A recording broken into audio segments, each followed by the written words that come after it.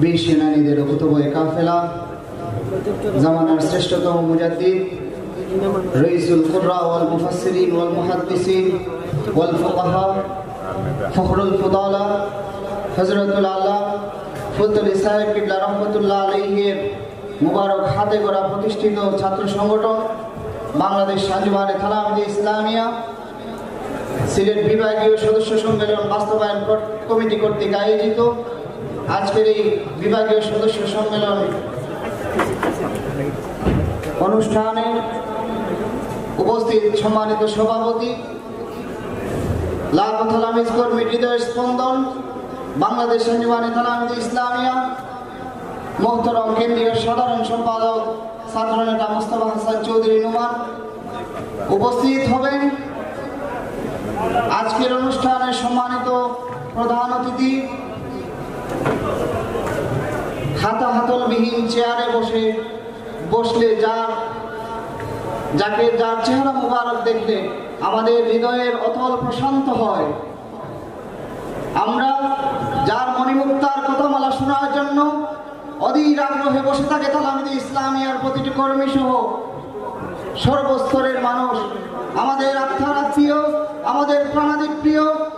হযরত মুর্শিদে বরহক হযরত আল্লামা বড় সাহেব কিবলা মাদ্দাজিল্লুল আলী আমাদের মধ্যে তশরিফ আনবেন। উপস্থিত হবেন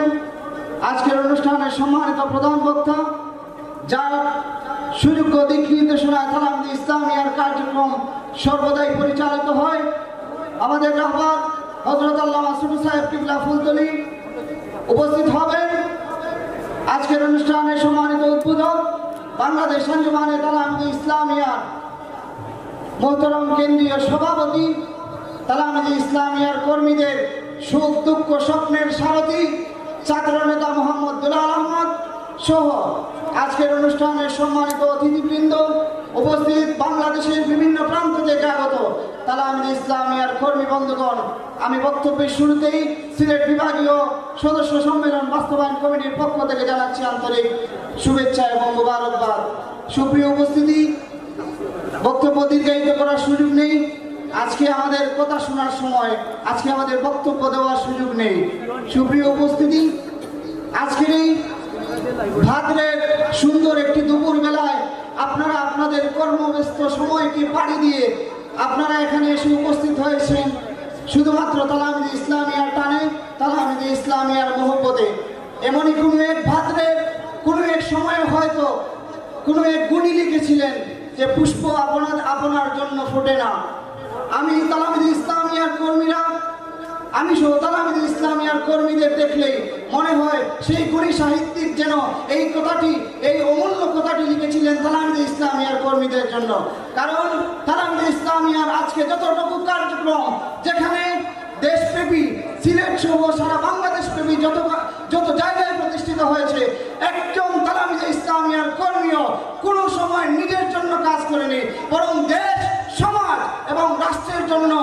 মানুষের জন্য সর্বদা নিজের জীবনকে, নিজের মূল্যবান সময়কে বিলিয়ে দিয়েছে। সুতরাং কবির সেই কথাকে, গুণী সাহিত্যিকের সেই কথাকে যেন তালামিযে ইসলামিয়ার কথা হিসাবে আমি বলতে পারি। সুপ্রিয় উপস্থিতি, আপনারা এখানে বড় সাহেব কিবলা মূল্যবান কথা শুনবেন, তার কাছ থেকে একটি ধারণা নিয়ে যাবেন তালামিযে ইসলামিয়ার কর্মপদ্ধতি সম্পর্কে আপনারা দিক নির্দেশনা পাবেন। আমি আমার কথাকে একান্ত করছি,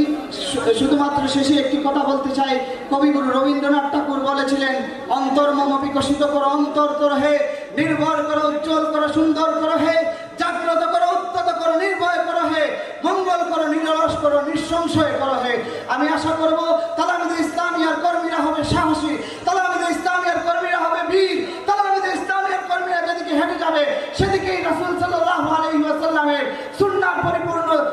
অনুসরণে তালামিযে ইসলামিয়ার কর্মীরা সমাজের একজন আলোকবর্তিকা হিসেবে আবির্ভূত হবেন, সেই প্রত্যাশা, সেই কামনা রেখে আমি আমার কথাকে একান্ত করছি। আসসালামু আলাইকুম ওয়া রাহমাতুল্লাহি ওয়া বারাকাতুহু।